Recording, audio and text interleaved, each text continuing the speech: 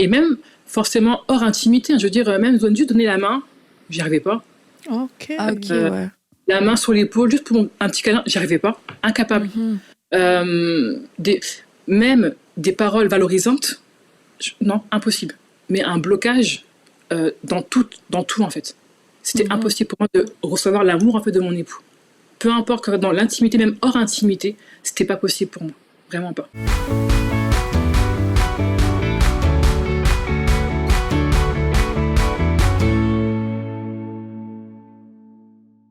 Hello, hello, bonjour tout le monde. Alors j'espère que vous allez bien aujourd'hui et que vous êtes contents de nous retrouver. Nous, on est contente de vous retrouver et on continue sur notre thème des relations. Alors on a parlé en début de semaine de la relation avant le mariage, les fiançailles, les fréquentations et Noémie a pu nous raconter comment elle et celui qui était son futur mari et son mari aujourd'hui l'ont vécu. Un témoignage franchement hyper inspirant et vrai en plus. Et franchement, on salue encore leur amour pour Dieu, leur sincérité, leur intégrité. C'était très, très inspirant. Et puis, on va continuer, on avance encore dans les relations. Puis, on veut parler aujourd'hui des relations du début de mariage. Les premiers mois, les premières années, eh bien, quelquefois, ça se passe pas comme on l'avait prévu. Il peut y avoir beaucoup de surprises, des bonnes, mais quelquefois aussi des moins bonnes surprises et des déceptions, des choses qu'on n'aurait jamais pensé que ça allait se passer comme ça. On se dit, attends, c'est ça le mariage, mais personne ne m'avait prévenu. Et ça peut venir de différentes choses, quelquefois parce qu'on n'est pas bien préparé, d'autres fois parce que y a des circonstances surprenantes qui arrivent au début du mariage, et puis on s'attendait pas à vivre ce genre de choses. Et puis c'est tellement une grande transition que de pouvoir vivre non seulement cette transition, mais en plus des imprévus dans notre vie, ça peut provoquer un mélange explosif. Et ça peut être aussi une grande période de remise en question parce qu'on se dit, je devrais être la personne la plus heureuse de la vie en ce moment sur la terre, et c'est pas ce que je suis en train de vivre, et ça peut amener de la honte, ça peut amener beaucoup d'incompréhension. Alors c'est pour ça qu'aujourd'hui, on voulait aussi un petit peu démystifier ces premières années de mariage. Quelquefois, malheureusement, c'est pas le rêve comme on pensait que ça allait être. Quelquefois, ça l'est, et puis franchement, gloire à Dieu, merci Seigneur si c'est votre cas, mais si ce n'est pas votre cas, eh bien aujourd'hui, je crois que le témoignage qu'on va entendre va vous redonner de l'espoir. Et avant que je rejoigne aussi les filles et notre invité du jour, je voudrais prendre un temps pour vous remercier vous tous qui avez déjà rejoint les 20 000 partenaires mensuels. Merci à vous tous. On est dans cette grande campagne tous ensemble, et je veux prendre le temps, de vous dire merci parce que vous êtes déjà nombreux à avoir fait ce choix de dire moi je veux être partenaire mensuel, je suis prêt à mettre 35 € chaque mois dans l'œuvre de Dieu, 35 € qui ne me serviront pas pour autre chose, 35 € que je choisis d'investir. Et je sais que pour certains d'entre vous, c'est pas rien, ces 35 €, c'était un vrai choix, ça peut même être un sacrifice. Alors un grand merci pour votre foi, pour votre amour, pour votre soutien. Et puis on peut faire plusieurs émissions, notamment sur le thème du couple, et on a reçu beaucoup de témoignages même si par rapport aux couples, des couples qui ont été restaurés, des couples qui ont pu aussi aller de l'avant suite à différentes épreuves qu'ils ont pu vivre, que ce soit de l'adultère, que ce soit de l'incompréhension, des problèmes de communication. Et aujourd'hui, on le sait, le couple, c'est quelque chose qui est extrêmement combattu. Et en tant que chrétien, on a besoin d'être équipé, on a besoin aussi d'être informé, et on a besoin d'être encouragé. Et quelquefois, juste une émission comme aujourd'hui, on peut entendre, ça nous encourage à dire, non, moi, je vais pas abandonner, je vais continuer. Alors merci parce que grâce à vos dons mensuels, à votre partenariat mensuel, vous permettez que ce genre d'émission puisse paraître de façon régulière, et que ce soit à table, que ce soit Bonjour chez vous, que ce soit Prière inspirée, que ce soit Teach, Face à Face, Badaboum, bref, toutes les émissions qui servent à l'édification. Merci à vous tous. Alors maintenant, je vais rejoindre les filles. Bonjour Laure. Salut Annabelle. Bonjour Aurélie. Bonjour Annabelle, bonjour Laure. Vous allez bien aujourd'hui? Bien. Ouais. Donc on va parler, comme j'ai dit, des premières années de mariage. Mm-hmm. Et c'est un sujet qu'on a déjà abordé dans différentes émissions, peut-être pas dans la table avec Annabelle, mais je sais que dans Parole de Femmes, c'est quelque chose dont on avait déjà parlé. Et puis une fois, on avait fait un sondage. Comment se sont passées vos premières années de mariage? Et je sais plus exactement c'était quoi les choix, mais c'était genre catastrophique. C'était pas facile et c'était génial. Et franchement, il y a eu beaucoup de réponses catastrophiques et pas faciles, mais beaucoup de catastrophiques. Et je crois que c'est important du coup d'en parler, non pas comme une fatalité, genre on s'en remettra jamais, et aussi pas pour faire peur, mais pour dire quelquefois les débuts c'est pas les moments les plus faciles, et la Bible nous rassure que ce n'est pas le début d'une chose qui compte, mais c'est la fin. Et que c'est pour ça que on a de l'espoir dans un mariage, parce qu'on va avancer. Et nous, ça fait plus de 20 ans avec Jérémy qu'on est mariés. Toi, ça fait combien de temps? Félicitations. 12 ans, merci. 12 cette ans, année, ouais. 12 cette C'est bon, année. ça. Ouais, 12 ans, félicitations. Ah, Et Aurélie, tes premières années de mariage seront un délice. Amen. Nous le Amen. proclamons dans le nom de Jésus. Parce que tu auras écouté toutes les émissions. c'est ça, je prends les conseils. Aurélie, elle fait tellement d'émissions sur le mariage. C'est clair. Alors, on va accueillir notre invitée aujourd'hui, Delphine. Bienvenue, Delphine, dans À table avec Annabelle. On est Bonjour tout heureuse. le monde. Salut Delphine. Heureuse de pouvoir t'accueillir. Bienvenue. Alors Delphine, toi tu es mariée avec Jean depuis 15 ans, et comme je te l'ai dit, eh bien tu as été choisie pour pouvoir témoigner aujourd'hui, parce que toi et Jean, vous avez un parcours, enfin en tout cas un début de parcours de mariage qui a été assez chaotique, assez difficile, et du coup Oui. grâce à votre parcours, eh bien vous allez donner de l'espoir à plein de couples aujourd'hui, pour dire c'est possible de s'en sortir, puis peut-être de mieux comprendre aussi pourquoi est-ce que quelquefois les premières années de mariage peuvent être très difficiles. Donc dans ces 15 ans de mariage, Delphine, est-ce que tu penses, est-ce que tu peux dire aujourd'hui que ça a été 15 années de bonheur absolu?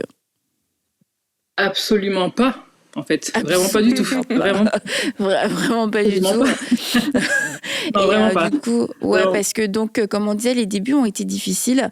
Et en fait, pour toi, ça a été combien d'années vraiment difficiles pour vous dans votre mariage? J'ai pas forcément un chiffre exact à donner, mais je sais qu'on s'est donc mariés en 2009, en juillet 2009. Mhm. Puis on rentre dans le pastorat, on est en septembre à peu près, et je pense que ça a commencé du coup à bugger entre nous octobre-novembre. Tu vois. Ok. Donc c'est quand même assez rapide. Hein. Et honnêtement, j'ai pas vraiment un chiffre exact vraiment à donner en termes de combien d'années, combien de temps ça a duré. Mais ce qui est sûr, c'est qu'en fait, quand on voit que ça bug, on se dit qu'est-ce qu'on fait? Mhm. Ou on arrête, clairement on arrête, ou on avance, on investit en nous, on croit que c'est possible. Et à partir de ce moment-là, en fait, notre évolution a fait que de monter au fur et à mesure, Ok, ouais. vois. Mhm. pas à la fois, un jour à la fois. Donc, en termes de temps, j'ai pas vraiment d'années Ouais. précises, tu vois. Mhm. Mais en tout cas, c'est certain que les premiers mois, premières années, c'était pas forcément toujours facile et toujours très rose entre vous. Donc en fait là, peut-être on revient t'as dit en 2009? Oui. 2009. Donc vous mariez en juin, c'est ça? Et puis Juillet. octobre, juillet. Bon, octobre arrive encore plus vite. Et là, ça commence déjà à se détériorer. Est-ce que c'est quelque chose qui, toi, t'a surprise dans le sens, je pensais pas, tu vois, que ça pouvait être difficile. Oui, parce qu'en fait, tu sais, quand on est chrétien, on pense que tout est lisse, que ça va aller, en fait. Puisque Dieu a acté, nous aussi on est pour. Donc en fait, c'est bon, en fait, ça va aller. Dieu est grand, Dieu est puissant, alléluia. Et en fait, Amen. amen, n'est-ce pas? Mais dans la pratique au quotidien, c'est pas ça, en fait. Déjà, même sans avoir forcément de problème particulier, un homme, une femme, c'est différent. Culturellement, au niveau de l'éducation, au niveau de tellement de choses, en fait. Déjà, rien que ça, c'est différent. Et maintenant, en tout cas pour notre cas à nous, c'était beaucoup de blessures non réglées. Ouais. Mais ok. vraiment. Et Donc, en gros, vas-y. mais du coup, tu dis, tu sais, voilà, on est dans le Seigneur, etc. Mais est-ce que vous avez eu de la préparation? Parce que normalement, quand tu as une préparation mariage, on te dit, oui, vous êtes dans le Seigneur, mais voilà, il y a certaines questions à se poser, des choses à régler avant, et puis comme pas des avertissements, mais en tout cas de l'information qui évite de tomber peut-être quelquefois de trop, puis déjà casser un petit peu les attentes trop élevées. Ouais, voilà. Donc, est-ce que niveau préparation, ça donnait quoi, vous? Alors nous, c'était Ok. 0 sur 20, aucune préparation. On n'a rien eu. Dans mon église à l'époque, il n'y a pas forcément de cours de mariage ou quoi par rapport à ça, tu vois. Alors oui, on a lu des bouquins, on a lu le fameux livre de Gary Chapman, Les 5 Les langages de l'amour, langages, ouais. voilà. Mais encore une fois, entre ce qu'on va lire et la pratique, le quotidien, Mhm. il y a un fossé en fait. Vraiment, il y a vraiment un Mhm. fossé. Donc non, on avait zéro préparation par rapport à ça. J'aurais voulu vraiment, j'aurais aimé en fait, maintenant que le recul, avoir eu au moins même comment dire, un vis-à-vis, une personne en fait, qui peut me dire bah ouais, il y a tel défi, il y a ça. Puis on n'avait vraiment rien en fait. Donc on s'est vraiment Ok. débrouillé tout seul pour le coup. Mhm. Et ça ressemblait à quoi en fait, tu vois, un peu au quotidien, parce qu'on dit t'es un couple en crise, des choses qui vont mal, mais en fait chacun sa définition, tu vois. Puis je me souvenais, j'avais lu ou entendu quelque chose que Lisa Bever disait, c'est parce qu'elle se sentait aussi un peu seule dans ses premières années de mariage. Ah, est-ce que toi t'as déjà, je sais plus exactement ce qu'elle avait dit, mais est-ce que toi t'as déjà acheté une lampe sur ton mari? Mais et puis la fille à côté, non, bah, moi non plus. Mais tu vois, elle, c'est ce qu'elle vivait. C'était des épisodes quand même assez violents dans leurs disputes, etc. Mais elle se sentait pas la liberté de pouvoir en parler. Donc, tu vois, elle jetait des petits trucs comme ça, voir s'il y avait un retour. Puis quand les gens paraissaient hyper choqués, bon, elle revenait elle aussi en arrière. Mais tu sais, c'est pour dire, c'est quoi un couple en crise, tu vois? Est-ce que c'est parce Ouais. qu'on s'est pas fait un bisou? Est-ce que on se dispute, on crie? Est-ce qu'on parle de divorce? Est-ce qu'on se jette, on a envie de se frapper? Est-ce qu'on se frappe? Enfin, tu vois, ça ressemblait un petit peu à quoi, en fait, ce quotidien? Alors nous, en fait, je me suis rendu compte que dans mon enfance, j'ai donc subi des abus sexuels. Mhm. Et en fait, je rentre dans le mariage avec ça, sans guérison, sans vraiment en parler. Et ce qui fait que notre intimité, parce que voilà, faut dire les choses, hein, quand on est chrétien, normalement, on ne goûte pas avant le mariage, normalement, bref. Et du coup, tu sais, t'es contente, t'es content, enfin, c'est le moment de pouvoir enfin faire ce qu'on a à faire, voilà. Et en fait, bah, ça bug. J'ai rien, j'ai pas envie, j'ai zéro envie, ça m'intéresse pas. Pour moi, c'est sale. Pour moi, c'est bizarre. Pour moi, c'est étrange. Même quand il me touche juste comme ça, juste l'épaule, alors juste ça, je peux pas. Je panique. Je me raidis. Alors que c'est quand même mon mari que j'ai choisi, que j'aime. Qu'est-ce qui se passe en fait? Et j'avais aucune idée en fait vraiment du pourquoi, du comment. J'étais comme ça. Vraiment. Ok, aucune idée de la source. Aucune idée. J'avais vaguement peut-être des flashs, mais je pensais pas que c'était forcément par rapport aux abus. Ok, donc j'imagine ça crée de l'incompréhension vis-à-vis de ton mari, de voir que sa femme, elle peut être aussi distante et avoir aucun désir, voire quasiment pas du dégoût, mais en tout cas, tu avais l'air assez distante. Du coup, comment lui, il le vit de son côté? Très mal, puisque encore une fois, tu t'attends à vivre ta meilleure vie avec ton épouse que tu as choisie. Et puis en fait, pas du tout. Pas du tout. Est-ce qu'on m'aurait menti? Qu'est-ce qui se passe? Pourquoi tu veux pas? Qu'est-ce qui se passe? Et même forcément hors intimité, hein, je veux dire, même juste donner la main, j'y arrivais pas. Ok. Ah, ok, ouais. La main sur l'épaule, juste pour un petit câlin, j'y arrivais pas. Incapable. Même des paroles valorisantes, non, impossible. Mais un blocage dans tout en fait. C'était impossible pour moi de recevoir l'amour en fait de mon époux. Peu importe, dans l'intimité, même hors intimité, c'était pas possible pour moi. Vraiment pas. Donc forcément, lui, il le vit super mal en tant qu'homme. Parce qu'il se dit, mais comment ça se fait? Je comprends pas. Enfin, qu'est-ce qui se passe en fait? Et puis je pense que pour un homme, ça va être assez aussi peut-être un peu humiliant, parce qu'on dit, mais en fait, chef de famille, enfin, tout ce qui va avec. Et vraiment, il y avait une carapace, mais d'un mètre d'épaisseur, je pense, entre moi et mon époux. Alors qu'encore une fois, on s'est choisi, on s'aimait, on s'aime à la folie, il n'y a aucun souci par rapport à ça. Dieu a acté, a validé ça.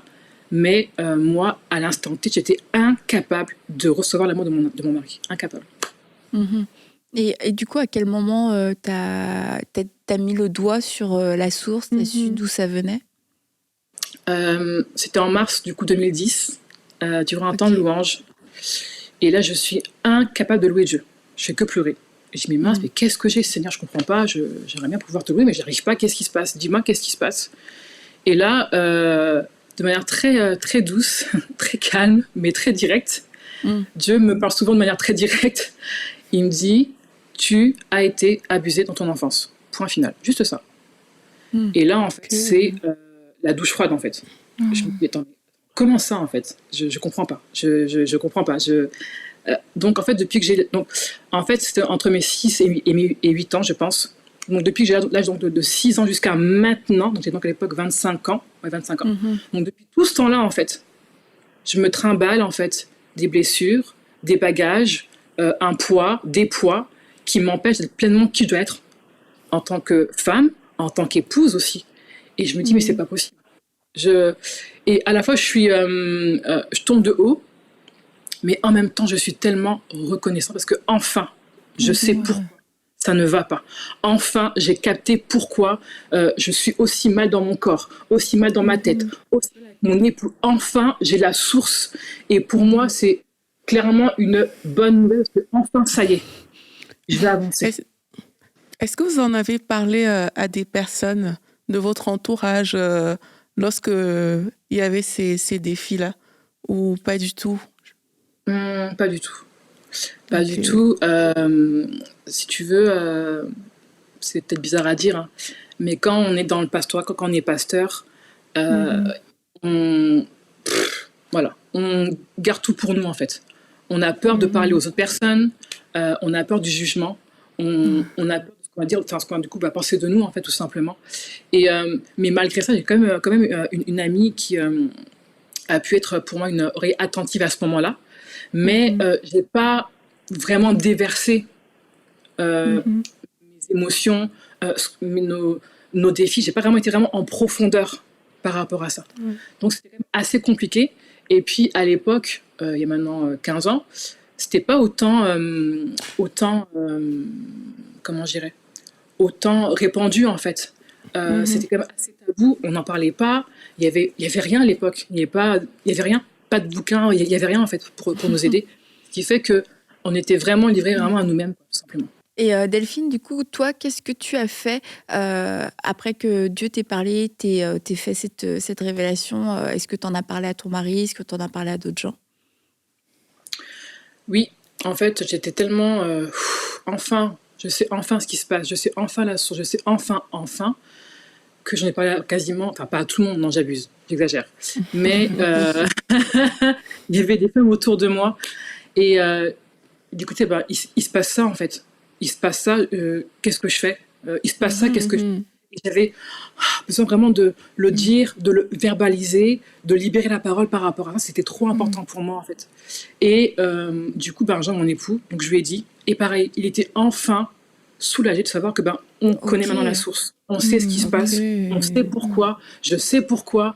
Et puis, il a été très patient, très à l'écoute, sans jugement.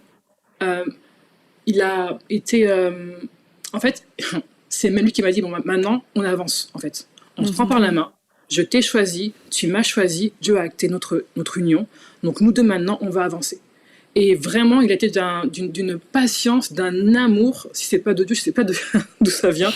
Mais vraiment, à ce moment-là, en fait, j'avais vraiment un vis-à-vis, une personne que j'ai choisie et qui me soutient vraiment même dans les moments les plus sombres de ma vie, en fait, tout simplement.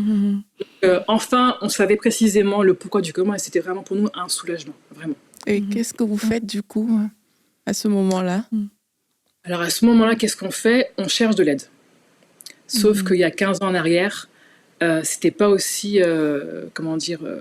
aussi facile que ça, en fait. Ouais, pas énormément de ressources et tout ça. Exactement. Donc on avait vraiment quasiment personne. Du coup, au début, c'était vraiment juste lui et moi. Donc on parlait beaucoup, enfin je parlais du coup beaucoup. Blablabla. Je parlais beaucoup et il écoutait beaucoup. On n'avait fait aucun outil en fait pour pouvoir du coup prendre soin de nous, mais juste de libérer la parole était vraiment pour moi important de le faire. Et puis en fait, on a prié pour qu'on ait vraiment des outils, des personnes. Et vraiment Dieu, sur le chemin vraiment de la restauration, a mis des personnes clés au fur et à mesure. Un couple de pasteurs, une amie, etc. Telle personne, enfin, c'était vraiment comme une sorte de puzzle, enfin, vraiment, qui se faisait vraiment au fur et à mesure, au fur et à mesure, au fur et à Mhm. mesure. Et puis, on a fait aussi une thérapie de couple. D'ailleurs, vous connaissez sûrement les Dufour. Ah oui. Du coup, on a fait avec eux une intensive parce qu'on voulait vraiment finalement investir en nous, en fait, dans notre couple. Mhm.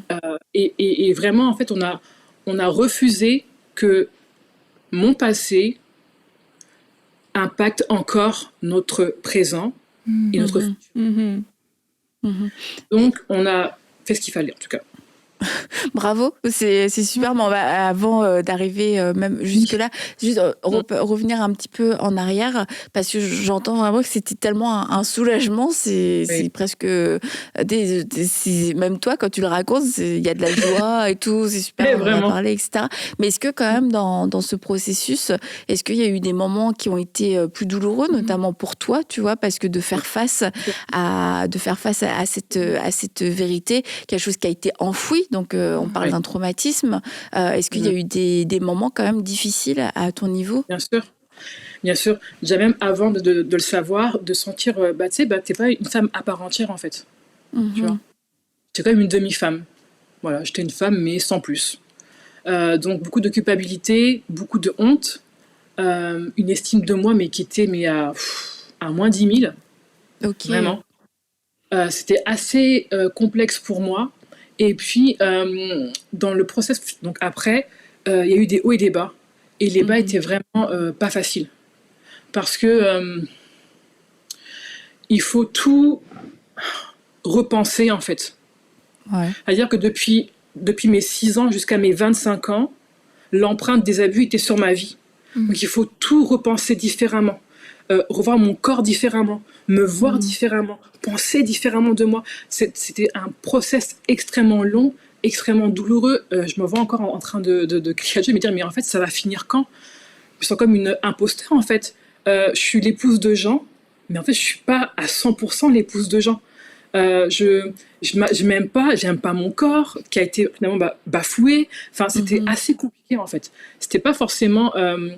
C'était enfin on sait, mais en fait, c'est Mhm. chaud quoi.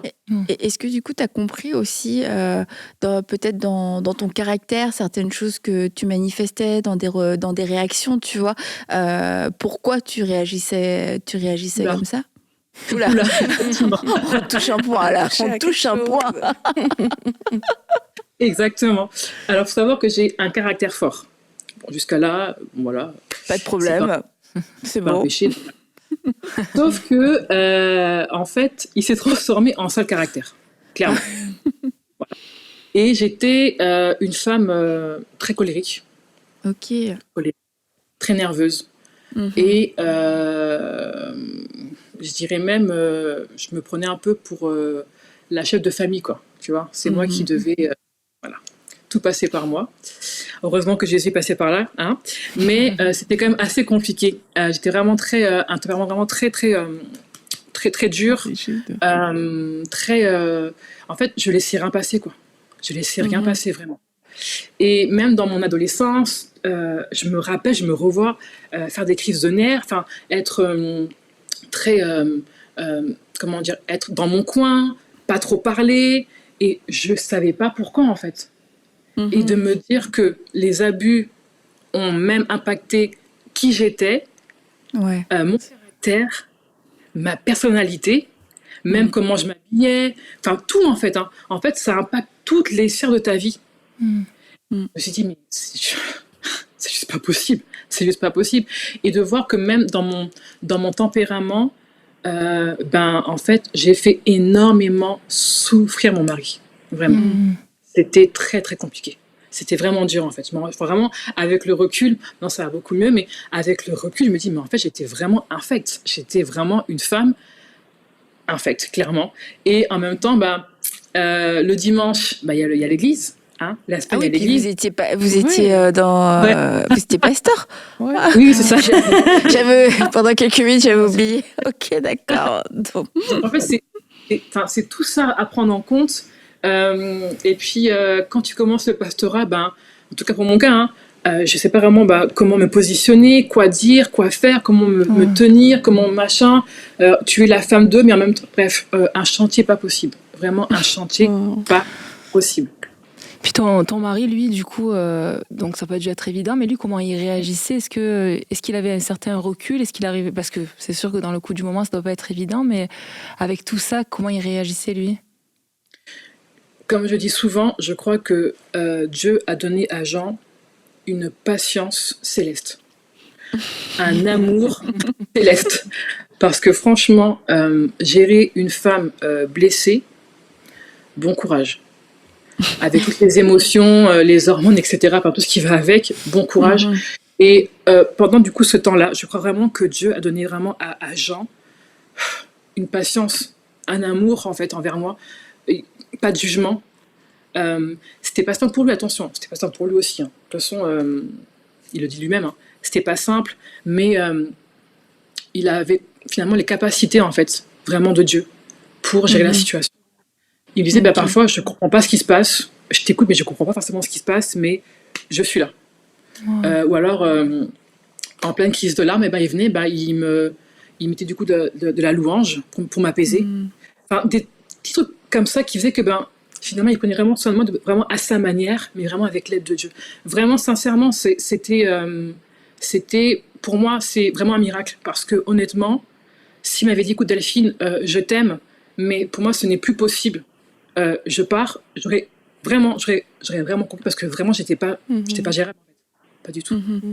Et ça, c'est quelque chose qui t'a jamais dit, genre ça a jamais été. Est-ce que ça a fait partie de vos discussions, de vos options, de dire on va nulle part, c'est trop compliqué, laissons tomber, tu vois, on n'y arrivera pas. Moi, j'y ai pensé et je l'ai aussi verbalisé.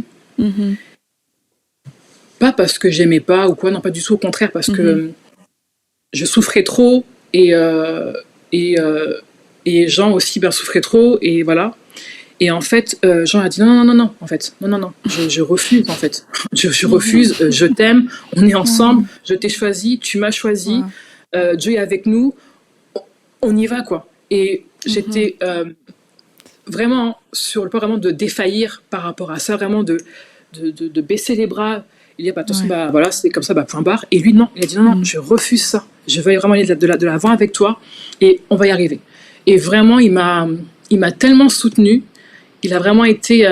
quand on parle vraiment de faire le bon choix du conjoint, ça aussi, quoi.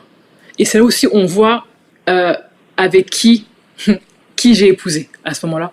Un mec, un homme vraiment disposé. Pardon. Un chic type. Un homme incroyable, vraiment disposé et surtout qui veut avancer en fait, tout simplement. Et qu'est-ce qu'il faisait peut-être concrètement? Parce que moi, j'essaie de penser un peu à l'atmosphère, à l'environnement, à tout ce que vous étiez en train de vivre. Est-ce qu'il y avait des temps de repos?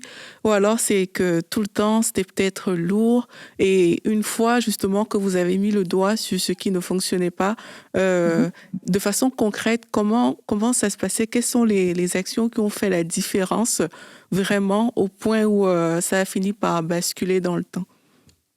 Oui, c'était pas H24 la guerre entre nous, des tensions, vraiment pas. Ok. Il y avait vraiment des temps de répit, tant mieux, merci Seigneur. Et sinon, en termes d'actes, juste l'écoute, juste rien que ça déjà. Rien que ça m'a vraiment énormément aidé à pouvoir avancer, l'écoute. Et puis, de dire maintenant, qu'est-ce qu'on fait? On doit absolument trouver des choses, des outils, des gens, une structure, quelque chose pour nous aider parce que c'est pas possible en fait. Et il a vraiment été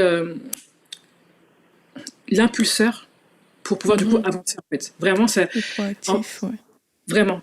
Il s'est pas laissé submerger par les émotions. Il s'est pas lamenté. Il s'est pas. Non. Maintenant, on fait quoi? Qu'est-ce qu'on peut faire? Comment on peut avancer? Comment je peux t'aider, Delphine? Qu'est-ce que je peux faire moi à mon niveau? Qu'est-ce que... Waouh! Une grâce, vraiment une grâce. Et quand je dis que souvent, j'en parle, mais le choix du conjoint est tellement important parce que c'est là aussi, ça là, ce genre de situation-là, quand c'est le bon conjoint, tu le vois en fait. vraiment, tu l'expérimentes à 100%. Parce que, au-delà de s'aimer, oui, c'est super, mais dans les moments les plus sombres, en fait, eh ben, ton conjoint, ta conjointe te soutient, est là pour toi, t'écoute, etc., etc., etc. Et est-ce que toi, dans les moments où tu disais que tu pouvais être très dur, très colérique aussi, est-ce que tu te rendais compte de ton comportement et est-ce que tu te rendais compte aussi que ça blessait ton mari ou tu étais tellement loin de tout ça dans ta douleur que tu n'en avais même pas conscience? Non, je me rendais bien compte. Je me rendais bien compte. Et à ma grande honte, c'était des fois conscient de faire du coup du mal à mon époux, de le piquer, tu vois. Quand on souffre, quand on est blessé, forcément on blesse nos plus proches, notre mari, notre femme, nos enfants, etc., etc., etc., etc. Et mon plus proche, c'était lui. Donc, bon, bah voilà, je subissais un peu mes états d'âme, mais j'étais vraiment consciente de la situation. Hein. Je me rendais pas compte que c'était pas normal de... Un coup, je criais, après, je pleurais, après, je m'en voulais, après, j'étais normale. Bon, à un moment donné, bon... Le déni, ça sert à rien. Les faits sont là, ça ne va pas. Voilà, qu'est-ce qu'on fait? Et en fait, c'est vraiment dans mon caractère aussi, mais je n'aime pas rester inactif dans une situation. Qu'est-ce que je peux faire pour pouvoir du coup avancer? Qu'est-ce que je peux faire? Ça, ok, alors j'y vais. Ça, ok, alors on y va. Ça, ok, etc., etc. C'est bon ça. Et puis ensuite dans votre process, donc tu disais que que Dieu avait mis à la disposition des personnes ici et là pour pouvoir vous aider justement à aller de l'avant. Puis est-ce qu'il y a eu un moment clé où tu as vu, où il s'est passé quelque chose, où tu sens qu'il y a eu comme un revirement de situation, ou toi-même dans ton attitude, il y a quelque chose qui s'est passé, ouais. Tout à fait. Bah, déjà, quand je me suis rendu compte que je n'étais pas forcément une épouse soumise à son mari, déjà, voilà. Et en fait, j'ai capté que la soumission, c'était vraiment une volonté de ma part, en fait. C'était mon choix à moi d'être soumise à mon époux. Donc là, il y a eu ça. Et puis, il y a eu aussi une prédication d'un pasteur québécois, d'ailleurs. Et il a dit une phrase très simple, mais qui a littéralement inversé la tendance en moi. Wow. Il a juste dit, Dieu met un panneau stop. Non, il a dit, Jésus met un panneau stop entre ton passé et ton présent. Il a juste dit ça. J'ai pris cette parole pour moi. J'ai dit, Seigneur, c'est exactement ce que tu vas faire maintenant à l'instant T, en fait. Et je voyais vraiment Jésus avec un gros panneau stop, tu sais, limite énorme, tu vois. Et vraiment, il le plantait comme ça sur mon chemin, en fait. Et stop, en fait, c'est fini, Delphine. C'en est terminé. Ça m'a fait tellement de bien. Ça m'a rassurée. Ça a clairement inversé la tendance, en fait, à ce moment-là. Et la joie, le repos, après vraiment le dessus. Et pourtant, j'étais encore dans des trucs pas forcément simples, mais d'avoir pu avoir cette image-là, en fait, comme promesse, comme attachement, comme espoir. C'était incroyable. C'était incroyable. Et j'en profite aussi pour parler d'un livre, en fait un manuel que tu as sorti de victime à victorieuse. Et en fait, je voulais aussi en parler parce que, tu vois, dans ce que tu partages, c'est qu'à un moment donné, toi, parce qu'on a beaucoup parlé de Jean, en fait. Qu'est-ce que Jean, il a fait, comment il l'a vécu, etc. Mais tu vois, à un moment donné, c'est comme toi aussi, tu prends tes responsabilités, alors que tu étais quand même une victime. Je veux dire, tu as subi des abus et c'est une réalité. Et pourtant, tu vois, t'es pas resté dans ce statut de victime et tu dis, ouais, en fait, la soumission, c'est ma responsabilité, c'est mon choix. Et est-ce que ça, le fait d'être à un moment donné, c'est Dieu qui t'a parlé? Qu'est-ce qui s'est passé pour que tu te dises, je peux pas juste rester dans ce statut de victime? Merci pour ta question. En fait, ce qui se passe, c'est que, encore une fois, c'est sûrement mon tempérament, je sais pas. Mais en fait, pour moi, en fait, je voyais aucun intérêt de rester là-dedans, d'être une victime. En fait, souvent, je dis... T'es quand même une battante, hein, Delphine, faut le dire. En fait, souvent, je dis, quel fruit ça a produit dans ma vie d'être là-dedans, Du bon ou du mauvais fruit. Du bon, super. Du mauvais, on ne négocie pas avec la pourriture. Donc, qu'est-ce qu'on fait? Eh ben, on se prend en main. Voilà. Et vraiment, c'était ça. Parce que, en fait, les fruits d'être une victime, en tout cas pour ma vie, c'était pas du tout bénéfique. Il y avait rien, en fait. Il y avait rien qui allait. Je ne m'aimais pas. Je m'appréciais pas. Enfin, il y avait rien, en fait, qui était bon dans tout ça. Donc, la seule solution, c'était de bouger, d'être en mouvement, de m'en sortir. Et en fait, pour moi, c'était clairement un mensonge du diable de croire que ma vie serait comme ça. Ma vie, en fait, je suis pas née juste pour vivre comme ça. C'est pas intéressant. Enfin, je voyais pas vraiment je voyais pas, en fait, l'intérêt à rester là-dedans. Et j'ai fait, du coup, ma part. J'ai vraiment fait le nécessaire pour pouvoir avancer. Alors, encore une fois, un jour à la fois, un pas à la fois, un jour après l'autre. Et en fait, souvent avec mon époux, on disait que un pas était une victoire. Un jour de plus, c'était une victoire. Et du coup, on célébrait. Du coup, on remerciait Dieu. Du coup, j'étais vraiment reconnaissante. Je commençais à être une femme à part entière, en fait, et plus une demi-femme. Enfin, j'avais vraiment cette soif de vivre une vie normale.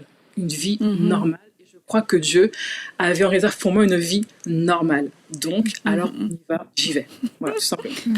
En tout cas, qu'est-ce que je vais dire? Oui, c'est ça, de victime à victorieuse. Je vous le remontre. Est-ce que, je sais pas si on le voit bien, de victime à victorieuse. Et c'est un manuel parce que dans ce manuel, Delphine, en fait, elle propose aussi des exercices, des réflexions. Donc c'est ça que je trouvais cool dans ce manuel, c'est que toi tu parles de ton histoire, mais en fait tu laisses de l'espace aussi pour que chacune puisse raconter son histoire et que Dieu puisse agir à travers cette histoire. C'est ma partie préférée du livre de Delphine. La page blanche. Non, il y en a plusieurs comme ça. Et puis, ça, toi, tu partages un peu plus en détail ton histoire, comment toi aussi tu as vécu ta guérison et comment Dieu t'a amené, c'est ça, de ce statut de victime à victorieuse. Et aujourd'hui, avec ton mari aussi, vous proposez différents outils, différentes formations pour accompagner les couples dans leurs premières années de mariage, justement, pour avoir ces ressources que tu aurais aimé avoir au début de votre mariage. Alors, félicitations pour votre travail. Et puis, de donner aussi, ce que vous avez fini par trouver et de le partager. Et voilà. Donc, merci beaucoup, Delphine, d'avoir pu partager avec nous. Alors, on a eu quelques problèmes techniques pendant ce petit moment, mais ce n'est pas grave parce qu'on a pu t'entendre. Et puis, c'était ça qui comptait. Donc, merci d'avoir été avec nous, Delphine. On se dit à bientôt. C'est pour ça qu'il faut venir en vrai, en fait. Oui. Ouais, je vais venir. Ça évite ce genre de choses. J'arrive, ok. On t'attend. Mais en tout cas, on t'embrasse, Delphine. Et puis, on te dit à bientôt. Un grand merci. À bientôt. Merci beaucoup. Soyez bénis. Au revoir. Bye. Et pour terminer, les filles, j'aimerais qu'on puisse prendre un petit temps pour prier pour les couples qui passent par des moments difficiles, particulièrement des jeunes couples. Alors, si c'est votre cas, si vous êtes à côté de votre mari, vous pouvez vous prendre par la main. Et puis sinon, juste saisissez cette prière, même si vous êtes toute seule en ce moment, dans votre voiture, en train de faire la vaisselle, peu importe. Nous allons prier avec vous. Seigneur, on veut t'apporter tous ces couples qui souffrent et quelquefois qui souffrent dans le secret, qui souffrent dans la honte, et on veut t'apporter toutes ces souffrances, toutes ces zones d'ombre, cette solitude aussi qui s'est installée, toutes ces incompréhensions, et on prie que tu puisses amener de la lumière. S'il y a besoin de lumière pour amener de la guérison, que tu puisses mettre de la lumière comme tu l'as fait pour Delphine, que tu puisses parler dans les cœurs. S'il y a besoin de pouvoir être enseigné, qu'il y a besoin d'avoir de l'instruction, Seigneur, dirige ces couples vers les bons enseignements, vers les bonnes personnes, vers un bon entourage, vers des bonnes ressources qui pourront les équiper, des ressources, Seigneur, qui sont inspirées de toi, qui portent ta vie, qui portent ta foi. Seigneur, tu es le Dieu des couples et nous croyons que tu veux rétablir, que tu veux restaurer, que ce n'est pas le temps d'abandonner parce que tu n'as pas dit ton dernier mot. Alors viens souffler et viens parler dans la vie de cette jeune femme qui nous écoute, dans la vie de cette jeune femme qui s'était dit « c'est trop dur pour moi, c'est pas ça le mariage », mariage, je veux tout arrêter. Seigneur, viens rétablir la vérité. Viens apporter ta vie et une parole de foi. Oui, ça va aller. Oui, il y aura des jours meilleurs. Oui, ce sera un mariage de paix et un mariage de bonheur. Oui, ce sera une source de joie et une source de bénédiction. Seigneur, merci parce que tu es à l'œuvre et nous croyons que tu vas faire cette œuvre. Tu vas faire cette œuvre en envoyant ta parole qui est vivante et ta parole qui est agissante. Amen. Amen. Amen. Et ça peut sembler être une courte prière, mais vraiment, je vous encourage à saisir cette parole avec foi et à vous accrocher. Quelquefois, on a juste besoin d'entendre « ça va aller ». Ça va aller. Et demain, ça va aller mieux. Donc, n'abandonne pas aujourd'hui. Ce serait tellement dommage. Et aujourd'hui, avec Aurélie et Laure, on veut être ses amis pour vous, puis vous dire, ça va aller. Vraiment, ça va aller. Ne lâche pas. Ne lâche pas. Dieu n'a pas dit son dernier mot. Laisse Dieu agir. Et ce qu'il a fait pour Delphine et pour Jean, c'est aussi possible dans ton cas, pour ton couple. Et je vais terminer encore en vous encourageant à vous rendre sur le site emcitv.com/20 000 et puis à devenir partenaire mensuel si c'est quelque chose qui parle à votre cœur, si vous voulez aussi contribuer à ce que des émissions pour fortifier les couples, fortifier les familles, pour encourager dans ces moments quelquefois de solitude où on n'a personne vers qui se tourner, puissent continuer de pouvoir se propager parce que par un partenariat mensuel, c'est à ça que vous contribuez, c'est à la production de toutes ces émissions, à la production de tout ce que EMCI produit, tout ce que EMCI fait pour pouvoir bénir la francophonie.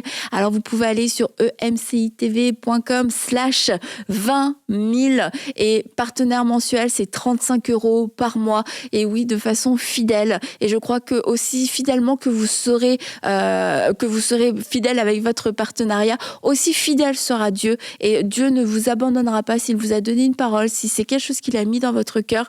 Eh bien, je crois que vous allez voir la manifestation de la fidélité de Dieu d'une manière toute spéciale, d'une manière toute particulière, et que ce sera aussi un témoignage dans votre vie. Un grand merci aussi à vous tous qui avez déjà rejoint cette grande famille des partenaires. Et puis les filles, on va se retrouver vendredi et on va parler de l'amitié. L'amitié, qu'est-ce que c'est? Comment est-ce qu'on voit l'amitié? Une belle discussion sur l'amitié. Donc on se dit à vendredi.